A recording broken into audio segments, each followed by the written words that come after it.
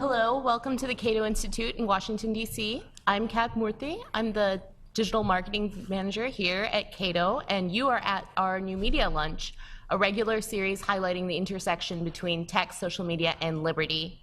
Our panelists here today will be discussing the policy and privacy concerns surrounding filming active duty police officers, as well as touching upon on-body camera programs and what those could potentially do to mitigate the problems of police misconduct.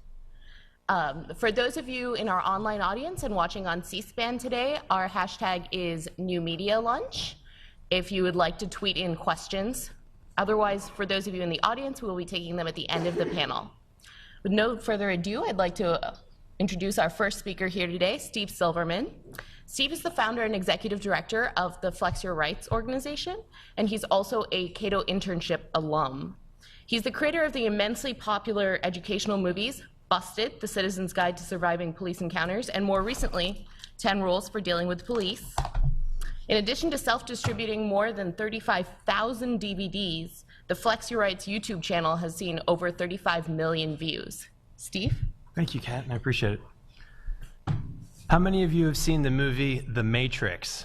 By a show of hands. Okay, pretty much everybody. Good. So what I want to try to do is the same thing with you that happened to Neo. Do you remember when he said, "I know Kung Fu," after they uploaded the Kung Fu program into his brain? Well, like I said, I want to try to do the same thing with you, but what I want is for you to say, "I know how to record the police."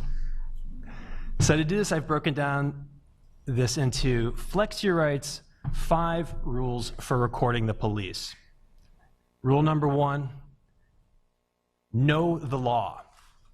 And the law is you have the right to openly record the police in public. You'll notice that I emphasized openly, and I'll explain why in a second. This first rule is probably the most important, but it's also the most confusing of the rules because we've all seen videos where people are getting arrested for openly recording the police in public. And we see these, every day of police intimidating people or even arresting people who do nothing more than film the police. And this is happening despite the fact that every state and federal circuit court to rule on this question has concluded that filming the police in public is First Amendment protected activity. But some of you might ask, well, what about the 12 or so states that have what are called all-party consent laws that require all parties to agree to be recorded? Well, we have good news here because the courts in these states have ruled that those laws do not apply to citizens who are openly recording the police in public. So the most obvious and effective way to avoid running afoul of these all-party consent laws is to use your camera like you are a reporter, not like you're a spy. So you want to be always openly recording. Some of you who know a little bit about these laws might be saying, well, wait a second. What about Massachusetts and Illinois? These are 2 states that have statutes on their book that make it illegal to record the police in public. Again, there's good news here, because in 2011, the First Circuit Court of Appeals covering Massachusetts declared their law to be unconstitutional. Soon afterwards, in 2012, the Seventh Circuit Court of Appeals covering Illinois did the exact same thing. So those laws have been invalidated. Therefore, in the United States, citizens always have the right to openly record the police in public. So, if you're recording the police and police tell you to put your camera away, that is an unlawful order. So in this situation, I would argue that it is okay to inform the police of your law by saying something like, "Officer, I'm familiar with the law, but the courts have ruled that it doesn't apply to recording on-duty police." I generally don't advise in favor of educating the police about the law in other sorts of encounters. They generally do not appreciate that. But in this situation, I think it is advisable.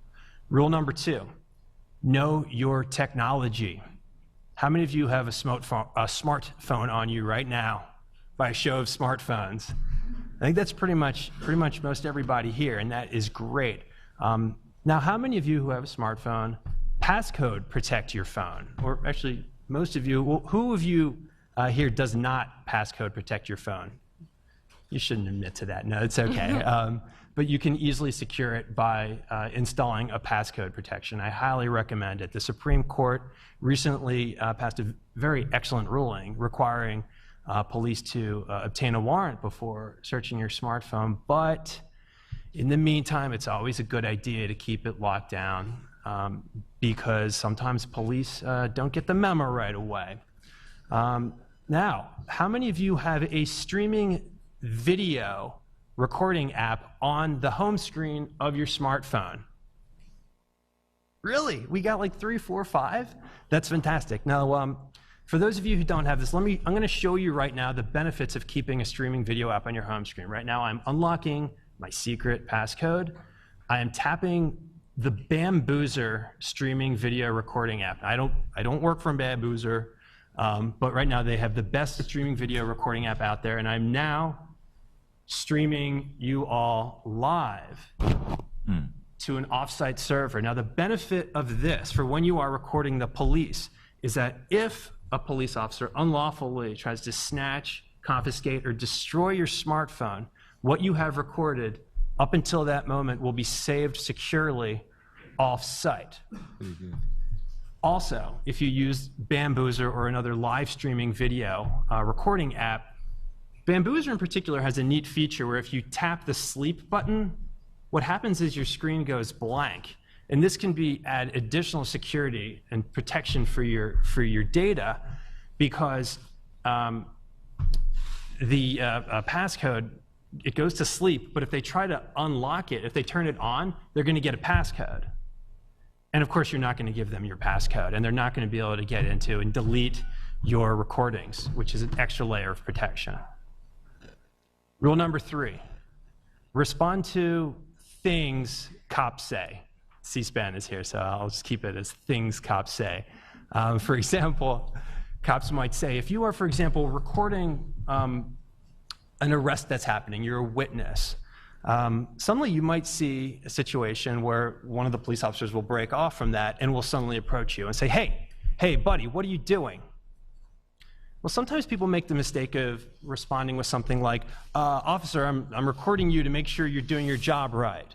Or I'm recording you because I don't trust the police. There's a better way to say this. I think a better way to approach this less confrontationally is to say something like, officer, I'm not interfering. I'm asserting my First Amendment right to record. You're being documented and recorded off-site. That's why it's a good idea to use a live streaming video recorder. Another thing that cops might say is, hey, please stop recording me. That is against the law. And police who are in those 12 states with all-party consent laws might actually use this misunderstanding of the law in order to try to get you to stop recording. And in this situation, again, I think it's okay to say something like, officer, I'm familiar with the law, but the courts have ruled that the law doesn't apply to recording on-duty police. Another thing, officers might scream at you and say, hey, stand back, get back, you're interfering, I need you to step back. A good response to this is to step back.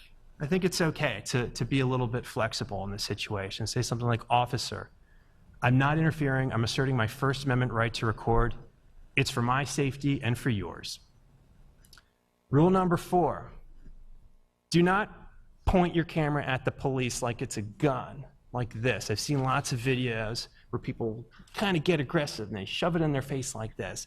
I don't think it's a really good idea. I think a better way to do it, and also you can avoid that vertical video syndrome that you might see in some videos that people post online where you see the black borders and it's really ugly and it looks like you're looking at the video through like a crack in a door. Make sure you go horizontal. And I think it's a good idea to record like this.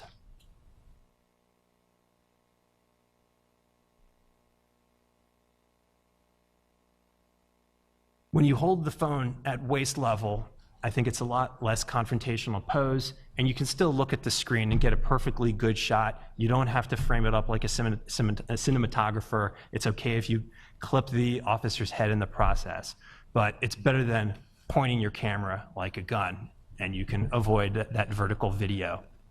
Rule number 5, final rule. Prepare to be arrested.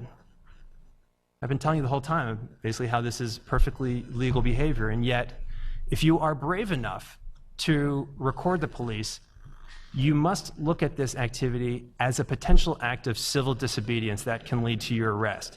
Now, it's troubling that citizens who are not breaking the law should prepare to be arrested, but if the officer says, shut it off or I will arrest you, you should take the officer at his or her word. At this point, it's entirely up to you if you want to continue testing the boundaries of free speech and risk arrest. You may comply by saying something like, officer, okay, I'm turning the camera off, but under protest. Or, if you keep recording, brace yourself for arrest. If you're recording with Bamboozer, for example, hit the sleep button to prevent police from deleting your footage that is now stored off-site. Do not physically resist. And as with any arrest, you have the right to remain silent until you speak with a lawyer. You should use this right by shutting up. Keep calm and be confident that any frivolous charges against you will almost certainly be dropped, and you will have preserved video evidence of an illegal arrest that might become the basis of a potentially lucrative lawsuit. But more importantly than that, your brave stand could help change the way police treat other citizens who assert their First Amendment right to record police. So congratulations, you've all been upgraded. You now know how to record the police. Okay, thank you, Steve. Our next presenter here today is Jonathan Blanks. Jonathan is a research